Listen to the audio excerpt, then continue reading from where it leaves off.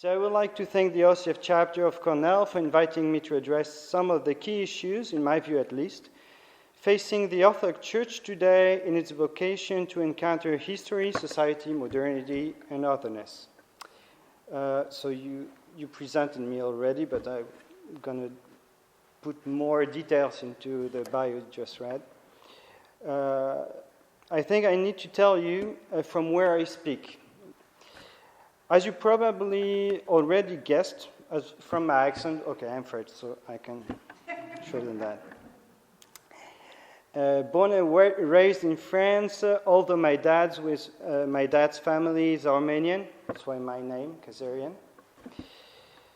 I spent much of my youth in the Russian immigration community in Nice, in the south of France, on the Mediterranean coast, so you can imagine how hard it is for me to imagine winter here. And studied Orthodox theology in Paris at the Saint-Serge Orthodox Theological Institute. Some of you may have heard of it. Then I lived in Geneva, Switzerland, where I studied at the Center of the Ecumenical Patriarchate. Spent some time in Cyprus, learning Greek. Later spent almost a year in Athens while working on my PhD. Then I went back to Paris, married Liana, so Maria's sister. Got my PhD, started teaching at Saint-Serge at the Catholic University. So basically I teach there church history, ecumenical theology, and the history of the ecumenical movement. Researching at the French Institute for International and Strategic Relations, while working for the Greek Orthodox Metropolitan of France, so Metropolitan Emmanuel, who is currently very involved in the preparation of the Holy and Great Council as an assistant and a speechwriter. Then I became priest. We moved to the US last June, and two lovely, I think my wife just edited my text and put lovely, children, and here we are. So I wanted to share these details of my life with you because it seems important to me that you understand where I'm coming from and my various experiences of the Orthodox world. My presentation today is not only about my academic research, it's also about a personal journey through faith, encounters, landscapes, between two continents and various words and cultures. That's why Greg and I decided to focus the presentation on Orthodoxy meeting the West. We could also have entitled this presentation Faith in History, because the Orthodox Church is based on a paradox: God's entrance into history through Christ's incarnation, which is the presence of faith in history. On its journey to modernity, through modernity, the Orthodox Church has rediscovered the meaning of freedom, not only as a political claim, but also as the spiritual reality of dialogue and encounters in the context of the West, exemplified by the diaspora. Diaspora or diaspora? Dia, okay. I will ask you some questions, just to make sure. Starting from old black and white pictures and films on immigrant Orthodox communities settled in France or in the US in the early 20th century, I will discuss Orthodox Modern History, focusing on the life, pastoral commitment, we say that, theological masterwork of those who set the milestone of our third millennium Orthodoxy. We shared this abstract together. So my presentation will be in 4 parts. This is the 3 main parts and the conclusion on the Holy and Great Council.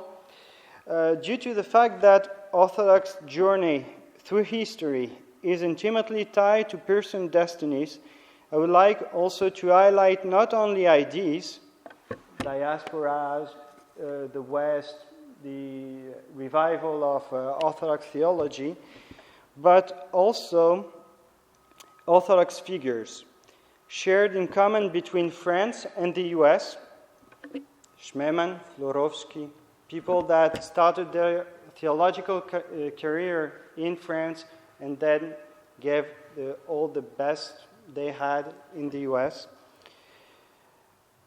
That Orthodox figures that stood at the crossroads of East and West and made Orthodoxy a spirituality without borders and a spirituality of freedom.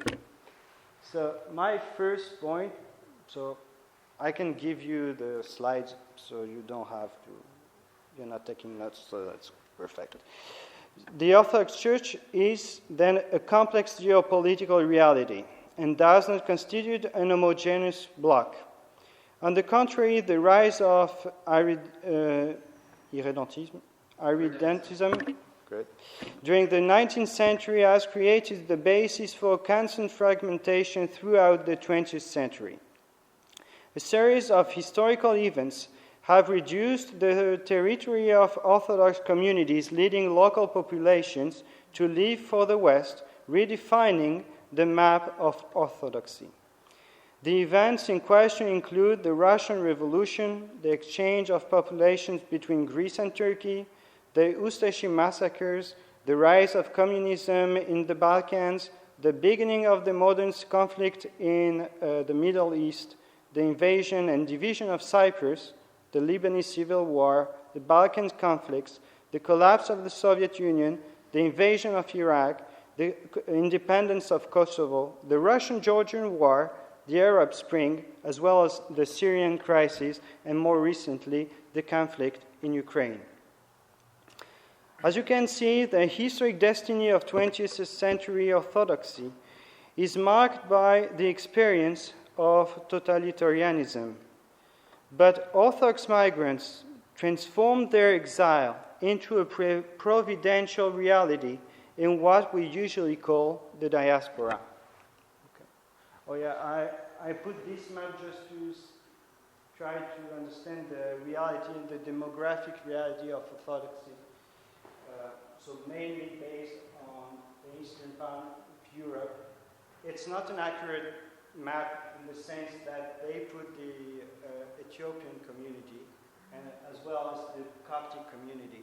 But still it shows very well where the center of gravity of the Orthodox Church.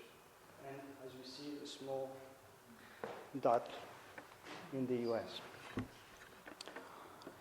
As you all know, the term diaspora is not unique to the Orthodox. Drawn from the field of the ethno-religious minority studies, it refers to the dispersion of a community through the world. First used to define the reality of ancient Jewish communities, it is now used to refer to many other ethnic communities.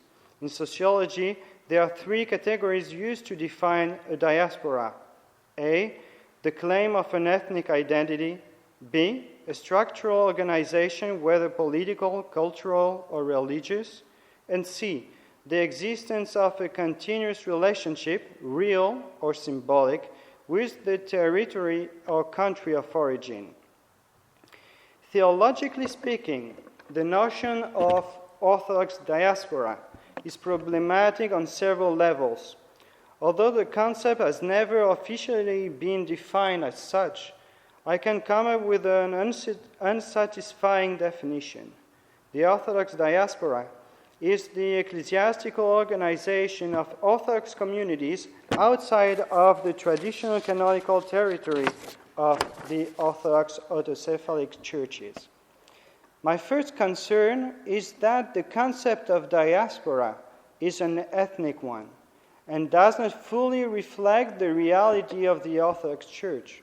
For instance, how can a French or American Orthodox Christian from a non-Orthodox background be considered as a member of a diaspora? This underlines the paradigm of ethno-religious fusion that governs identity-based affiliation within the Orthodox Church. I'm not saying that Greeks should stop being Greek or Russians should stop being Russian. Not at all, because I believe that the ties to national identities should also be part of a pastoral care. But I'm afraid that spirituality risks coming second after other cultural or political aspects of a diaspora community. My second concern about the ideas of Orthodox diaspora is it creates an artificial distinction between first-class Orthodox who live in their country of origin and second-class Orthodox who live in the diaspora where it's allegedly impossible to fully live out orthodoxy because society does not encourage or support you in doing so. In other words, we are afraid of our own freedom to be fully Orthodox Christians everywhere. Finally, my third concern is the ecclesiological compromise by which the local Orthodox churches extend their jurisdictions outside of their canonical borders. The ecclesiological compromise calls for a transitory solution, the creation in 2009, I think, of assemblies of canonical Orthodox bishops in the diaspora. For example, the Assembly of Canonical Orthodox Bishops here in the US. Even though it is practical in many ways, it is not acceptable ecclesiologically.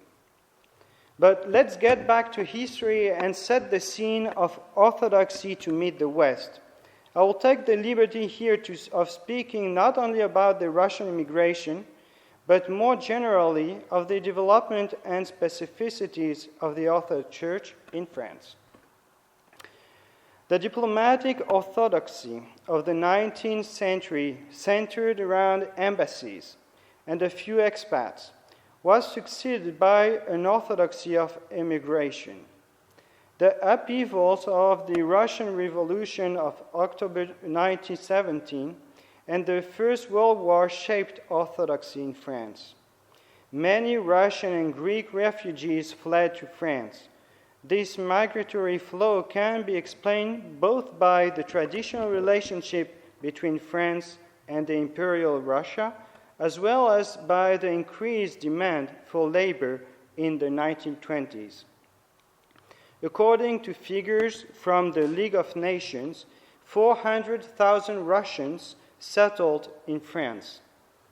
Small parish communities grew up in Paris and major industrial areas such as Lorraine and the Northern Alps. Also, I think I wrote you the small. So this is the map of France. The Orthodox monasteries in France, there are like 20 monasteries, Orthodox monasteries, and three of them are metokia, dependencies from the Holy Mountain. And the Orthodox churches, the Russian immigrants, mostly set in Paris and in the east part of the country. Orthodox intellectuals clustered around the Saint-Serge Institute in Paris. Meanwhile, an instant wave of Greek emigration reached France after the Treaty of Lausanne in 1923. Tens of thousands of Greeks from Asia Minor moved to Paris, Lyon, and Marseille. So, Paris, Lyon, and Marseille. Here, it's hard to see, but trust me. And according to Jean-Claude Roberti, who wrote one of the main books about the Orthodox Church in France, he says, the geographical distribution of these immigrants in the country dependent on work opportunities, but also on climatic conditions. So most of the Greeks ended up in the south part of France, and the Russian where it was cold. That's very... With Russian massively settled north of the Loire, especially in the industrialized east, Greek preferred the Rhone region and port cities. So the Rhone region is here, and the ports of Marseille, and Nice is there, where I grew up. Opposition to communism, especially in the Russian community, further complicated the jurisdictional mapping of Orthodoxy in France. The increasing harshness of the Soviet regime produced schisms within the Russian Orthodox Church in the diaspora.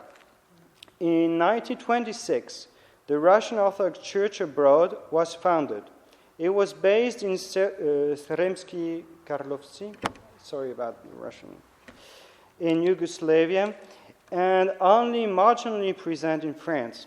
It was characterized by its strong conservatism.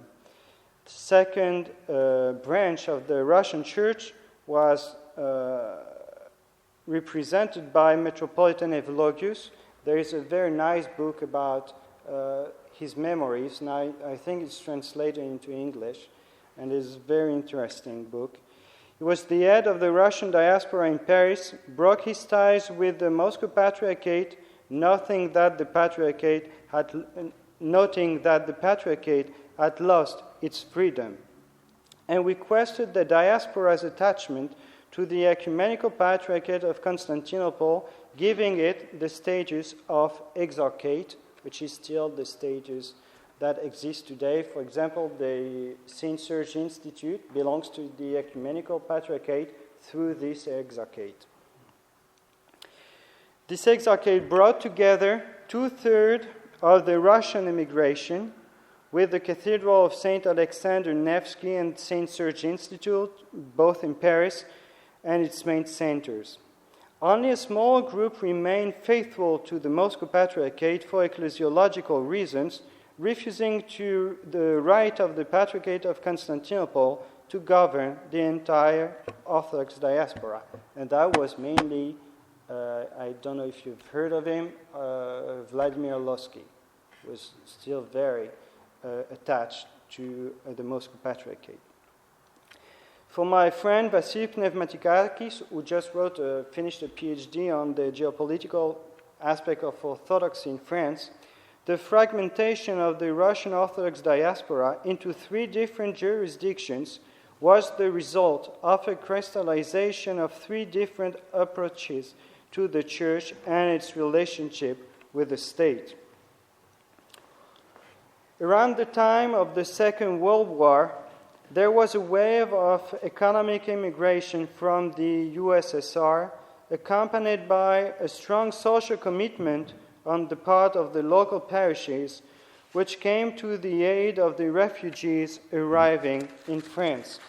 One outstanding example of the social commitment is that of Mother Maria Skoptsova, which became saint in 2004, Saint Maria Skoptsova, who devoted herself to serving Russian refugees in Paris and died as a martyr at Ravensbrück in 1945, following her arrest for sheltering Jews from the Nazis. More about her, I will talk more about her in a little moment.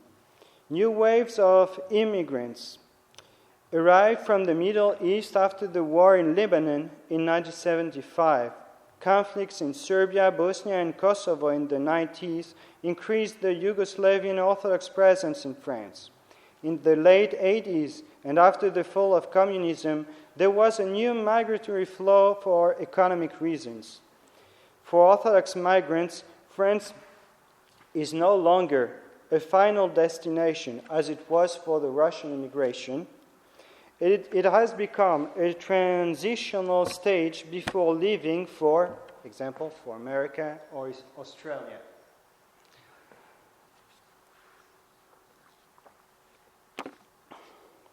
However, many Romanians, Moldovans, Russians, Ukrainians, and Central Europeans continue to arrive in France, thus increasing intra-Orthodox pluralism. France is also home to small Georgian and Bulgarian communities. The geopolitical turmoil has thus played a key role in the constitution of Orthodox communities in France. The very nature of this immigration, which was primarily political until the late 90s, also determines the nature of these communities and their commitment to their church and patriarchate of origin. Some statistics, and you will see it, we're not sharing the same scale. You should know that in France, the total population is 66 million people. how many? 300 million in the US? Something like that. So, out of these 66 million people in France, only 500,000 are Orthodox. And but the presence of the different local Orthodox churches is very, very also is very real. The Orthodox population is distributed among 7 patriarchates, represented by 10 dioceses. There are 253 places of worship, which means cathedrals, churches, but also small chapels. 23 monasteries. And the size of the monastery is can be from 1 or 2 nuns or monks to, I think the biggest community is around 20 people. 2 schools of theology, Saint-Serge, and recently the Russian Orthodox Church opened an Orthodox seminary in Paris, and a Center of Orthodox Studies and Research from the Patriarchate of Romania. Organizations such as the Orthodox Brotherhood, what we call in French the Fraternité, in Western Europe, which focuses on holding large international meetings, youth movements, and iconographers. To administer these communities, there are 11 bishops and at least 300 priests and deacons. I don't know the data is here, but I think it's way above the numbers we have in France. As I told you, the Ecumenical Patriarchate recently canonized Saint Maria Skoptsova in 2004. And the fact that a small street in Paris was just renamed in her honor this year, a week ago actually, you will see a picture, signaled that the concept of Orthodox diaspora is less and less accurate. The so-called diaspora started to have its own contemporary saints, not only those of the first millennium. It has started to become a part of the religious landscape of our Western countries. It shared in the affliction and sufferings of the Holocaust. Orthodoxy, through its saints, remains attached to history and part of global memory. Let's speak very quickly about the life of Saint Mary. So, you can find even on Wikipedia, you can find all the main sequences of her life. A life which was unbelievable when you consider that her background was very anti-religious. She was very committed to the Bolshevik party, then converted, was married 2 times, became a nun while she was still married. So asked for the permission to become a nun, but she was still married when she decided that she wanted to become a nun. She was a poet. She was an extraordinary woman, and I can read some history of her life. For example, her bishop, Metropolitan Evlogius, encouraged her to take vows as a nun, something she did only with the assurance that she would not have to live in a monastery. In 1932, with Daniel Skoptsev, who was her husband, an ecclesiastical divorce was granted, and she took monastic vows. In religion, she took the name of Maria, and her confessor was Father Serge Bulgakov, one of the main theologians of the early 20th century, a creator and founder of the Saint-Serge Institute. Mother Maria made a rented house in Paris her convent. Eventually, Father Dmitry Klepinin, who was a priest of the Russian immigration at that time, was sent to be the chaplain at the house. It was a place with an open door for refugees, the needy and the lonely. It soon became a center for intellectual and theological discussion. After the fall of France in 1940, Jews began approaching the house asking for baptism certificates, which Father Dmitry would provide them. Many Jews came to stay with them. They provided shelter and helped many to flee the country. Eventually, the house was closed down. Mother Maria, Father Dmitry, Yuri, who was her son, and Sophia, Mother Maria's mother, were all arrested by the Gestapo. Father Dmitry and Yuri both died at the Dora concentration camp, while Mother Maria was sent to Ravensbrück concentration camp, and on Holy Saturday, 1945, she failed the selection and was sent to the gas chamber. In his foreword to her book, The Sacrament of the Brother, the French theologian Olivier Clément, I don't know, maybe you've heard of him. He was my professor 2 years before he died. So I used to go to his place, and because he was so tired, so old, he was in a very nice and comfortable chair, and he was just speaking for hours about, ethics and Orthodox theology. That was awesome. But I was 18. That was the problem. And he wrote in the foreword of her book, the life and death of Mother Maria was prophetic for us as Orthodox in the West. As young people that wanted to love and risk, but did not know where to find God. God is at the center, at the heart of things and beings, within the density of creation, in the suffering of shared creation, as Mother Maria used to say. The Church is nothing other than the world walking towards deification. In the Church, the world is no longer a tomb, but a mattress. Holiness, this is the end of the quote. Holiness, especially through martyrdom, is, in my view, the very true nature of the encounter between Eastern and Western Christianities. We bear a common witness of Christ in the pains and suffering of the world. And this also explains why the Pope Francis and Ecumenical Patriarch Bartholomew will meet next week in Lesbos, on this island in Greece. Highlighting the migration crisis in Greece, which is a crisis not only for the migrants, it's also a crisis for the Greek people. And I think this relies very much with what I've just said.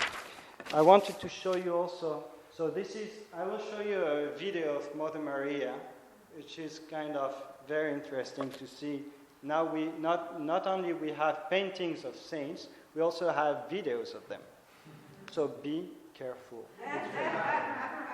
So Mother Maria, her icon, and this picture was taken like 2 weeks ago during the opening ceremony, or the ceremony where they put the name of the street. And I think this is the very sign of how the Orthodox Church is included into the French religious landscape.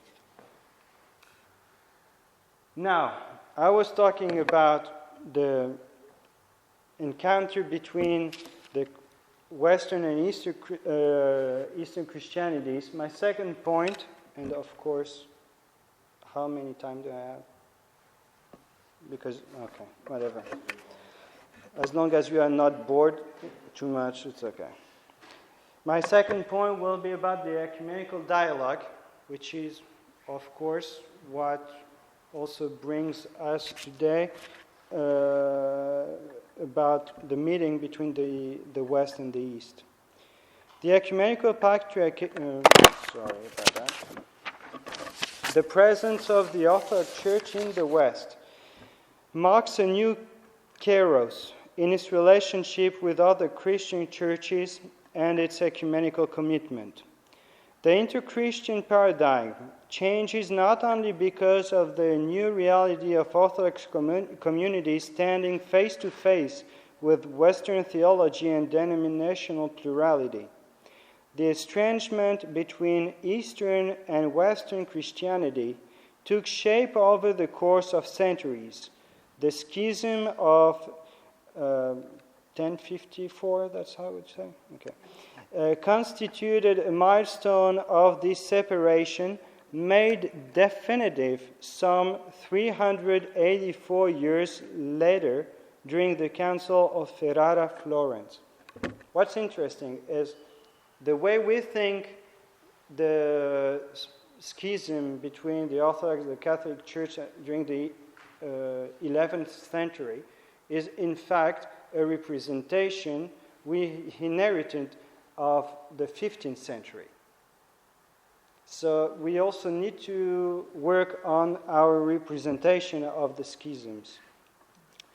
Meanwhile, the theological opposition on the filioque, the missionary challenges between the Franks and the Byzantines, and the occupation of Constantinople in 1204 during the Fourth Crusade had created a gap which was not bridged until the late 19th and early 20th century. The fall of Constantinople in 1453 opened a period when Orthodox theology was in what Father George Florovsky called the Babylonian Captivity. This expression, inspired by actually one of Martin Luther's book, referred to Orthodox theological hybridity influenced either by Roman Catholic scholastics with theologians like Peter Mohila, or by Protestantism like with Cyril Lucaris. Contrary to what we usually think, the ecumenical encounter between Orthodoxy and Western Christianity has decreased theological relativism. The confrontation with the Western reality has forced Orthodoxy not only to define the nature of non-Orthodox Christians, but also to more clearly define Orthodox ecclesiology. The encyclicals of the Ecumenical Patriarchate during the first 2 decades of the 20th century show a commitment to an inter-Christian dialogue in the hope of Christian unity within communion of the churches. The quest for Christian unity, in other words, ecumenism, appeared immediately after World War I and the creation of the World Council of Churches in 1948, 3 years after the end of World War II. The ecumenical mission of Orthodoxy reached another stage when the Catholic Church opened up to inter-Christian dialogue during Vatican II.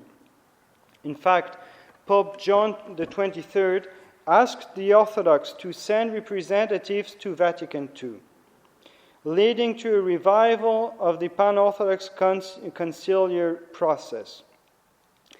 While not all Orthodox churches sent representatives, this nevertheless created a radical shift in bilateral relations. Pope Paul VI and Ecumenical Patriarch Athenagoras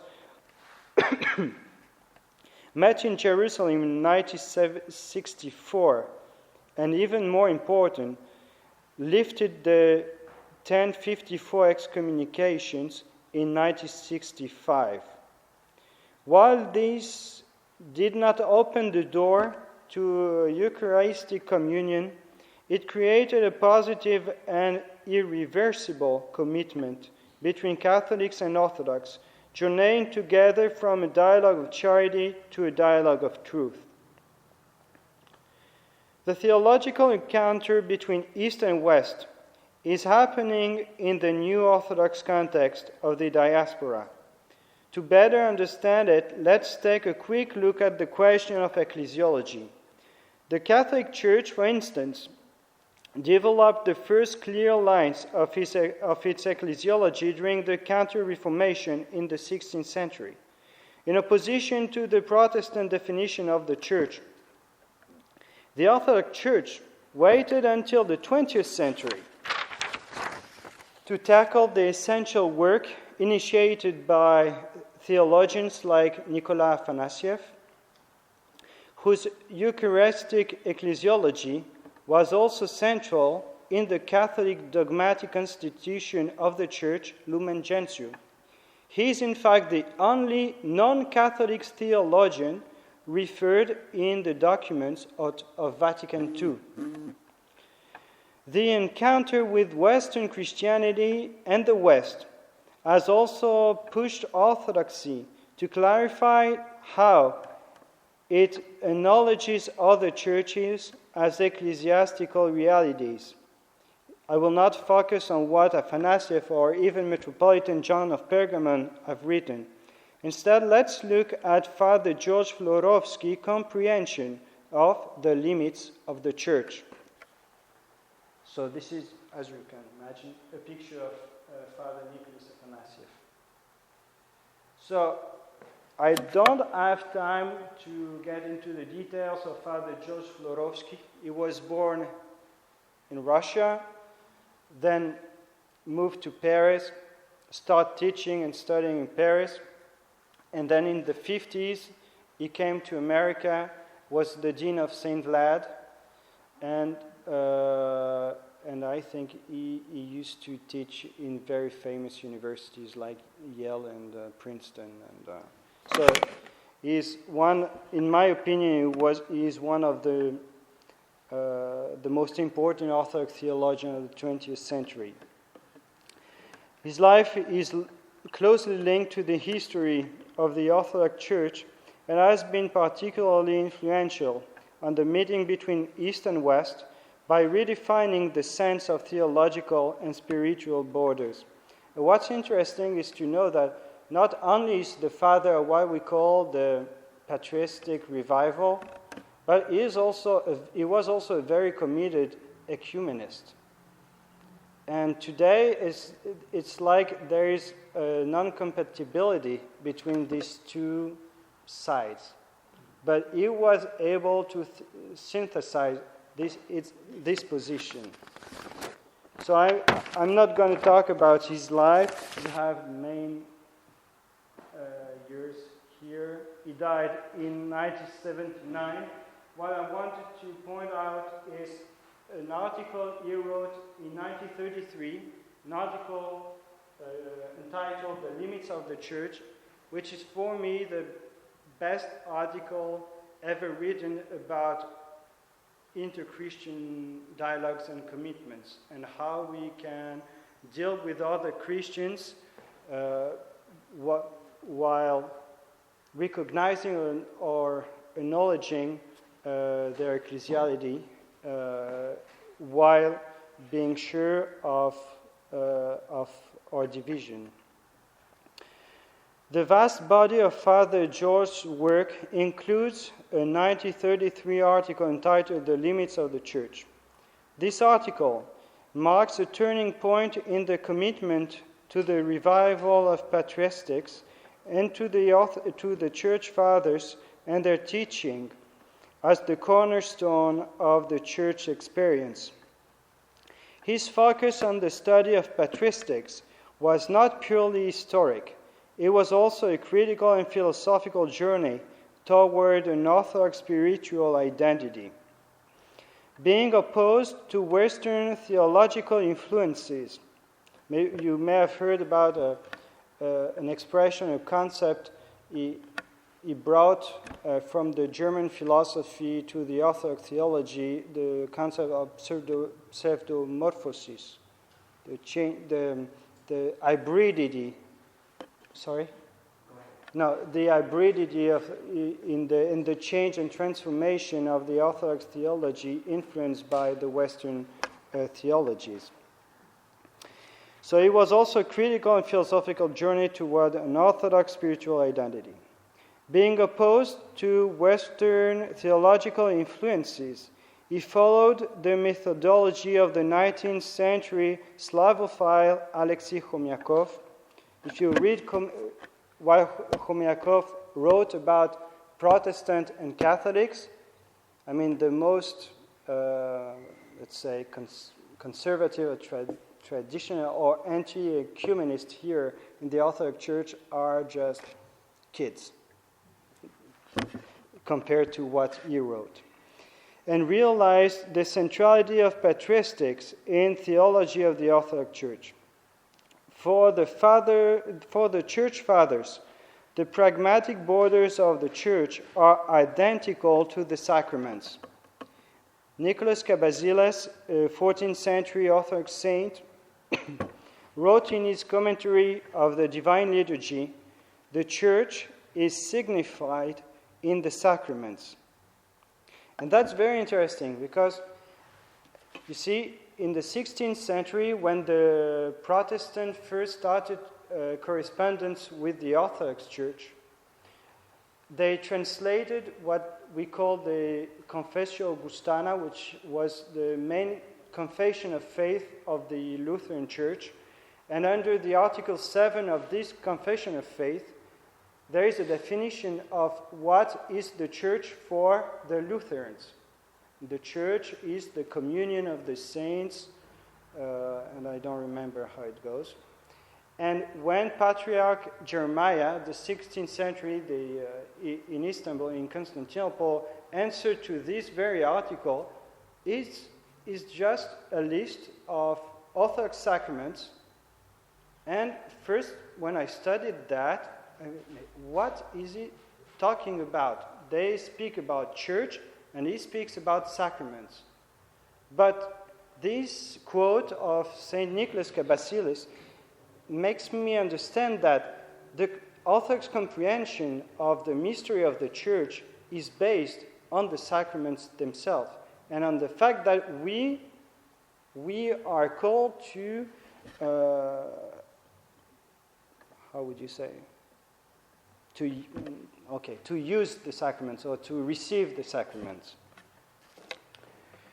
This quotation of St. Nicholas very clearly explains the Eucharistic ecclesiology of the Orthodox Church, and because the Eucharist is the sacrament of all sacraments, the Eucharist is the very heart of the church life and the church definition. The church is where the Eucharist is celebrated in union with the all, being hic et nunc, the Catholic Church, here and now, the Catholic Church. If I may open the parenthesis, this is why the Orthodox Church is opposed to intercommunion as a means toward Christian unity. I had a harsh debate at the Catholic University in France with one of my Protestant colleagues, when she very, very much insisted on the fact that we can share communion because, at least on a Protestant point of view, because it can help us to deepen the mystery of unity. And the Orthodox Church has a clear opposed position on that matter. Communion is not a means, it's the goal of our ecumenical dialogue. While the Church Fathers are often used as an argument by anti-ecumenists, the way Father George Florovsky mobilized them theologically is open and never isolated from history context of their lives and teachings. According to Florovsky, the borders of the Church exist. They are identical to the sacraments, but they remain permeable, porous to the grace. His arguments are based on a very inspiring dialogue he creates between Saint Cyprian of Carthage, who once said, extra ecclesiam nulla salus, outside of the church there is no salvation, and Saint Augustine, who is also a church father in the Orthodox Church, who insists on the charisms of the church. Florowski writes, what is valid in the sects is that which is in them from the church, that which remains with them as their portion of the sacred inner core of the church, that through which they are with the church. For Augustine, this, the division with sects, was the boundary of salvation, since grace operates outside community, since grace operates outside communality, but does not save. And it's a very interesting, argument. It reflects, it echoes also when we say the prayer, Vasilev Urania, Heavenly Kingdom, and when we say that the Holy Spirit is everywhere. And I think this is a very balanced approach of how the Orthodox Church should be involved in ecumenical dialogue, and also how we should also recognize that the grace is sometimes more free than what we think she does, or it does.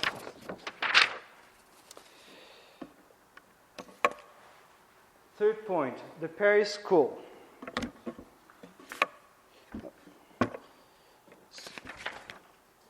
Sorry about that.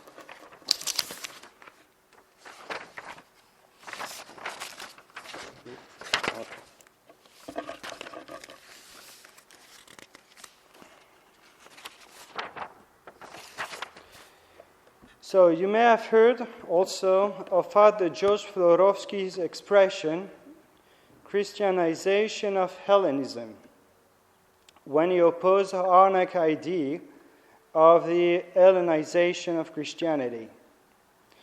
The acculturation process in the Orthodox Church is to inspire a culture from the inside.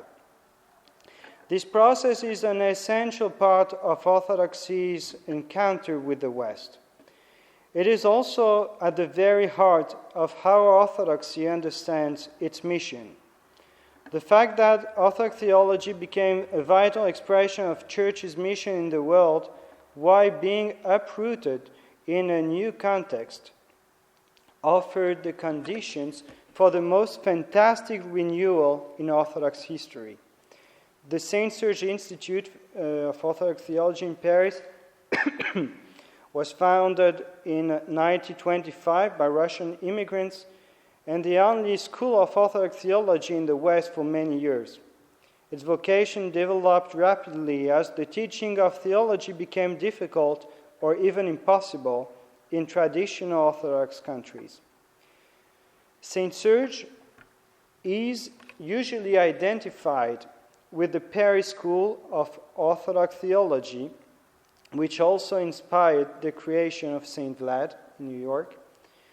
The Paris School, what we call in French École de Paris, was born among Russian intellectuals and theologians living in the new condition of the West. This encounter was extremely fruitful and embraced a vocabulary that could be understandable by the West.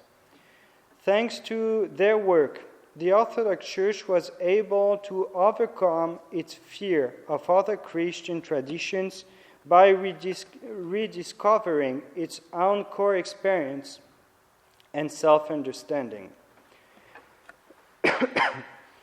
This brilliant renewal of Orthodox theology has effects not only on ecumenical relations, but also on inter-Orthodox synergies. Metropolitan Hilarion of Volokolamsk, Alfeyev, distinguished 5 streams within the theology of the Paris school.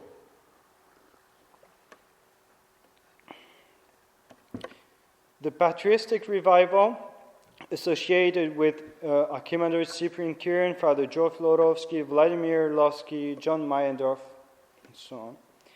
The Russian religious renaissance, embodied by Father Serge Bulgakov, who was also an atheist who became a very faithful man. The liturgical revival with Father Nicolas Afanasiev and Alexander Shmeman. Russian culture and literature with Fedotov and Zernov, and Russian religious philosophical thought with Nikolai Berdyaev.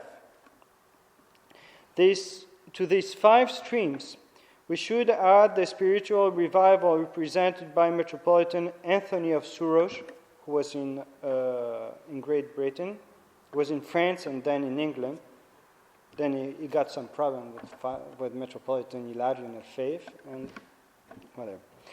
And Archimandrite Sophrony Sakharov, a disciple of Saint Silvan of the Holy Mountain and the founder and first abbot of the monastery of Saint John the Baptist in England, who actually did a lot of work by presenting the tradition of the Jesus prayer to the West. Okay, I wanted to speak about Father Alexander Shmeman, but I talked too much. So, everything, you're more than welcome to read it, basically. But what I wanted to underline is the fact that Father Alexander was also a man at the crossroads. He was not only a theologian, he was not only a pastor, he was also an intellectual, and as an intellectual, he was able to create mediation, to build bridges between not only the Orthodox churches, but also between the Orthodox Church and culture, the Orthodox Church and literature. He was a dear friend of Solzhenitsyn, for example. And that makes him a very unique figure of the Orthodox Church in the 20th century. I also wanted to speak about secularization because I think in the many articles he wrote, this question of secularization, which means the distinction between the political and the religious sphere, are very well and very tackled in a very intelligent way by Father Alexander, making the sacramental life of the Church part of the world, part of all life. Through all life, make the world a sacrament. And I think this is a very interesting insight of him, because usually we are very tempted to make a clear distinction between, at least, from where I come, the concept of secularization or laïcité is a clear distinction between church, separation between church and politics, and church and public services. And what Father Alexander wrote and thought, it was that even though the political sphere creates this distinction as citizens and Orthodox, it's never possible to split ourselves in two. We are always one person. My conclusion. Our journey through Orthodoxy in the 20th century will not be complete if I didn't finish on the central event of Orthodoxy in the 21st century, its Holy and Great Council. I'm sure you've heard a lot about it in the last few months. Sorry. It is my conviction that the preparation of the council, who took just 50 years, whoever imperfect it is after 50 years, is the result not only of a need, but also of the various encounters I just described between the East and the West.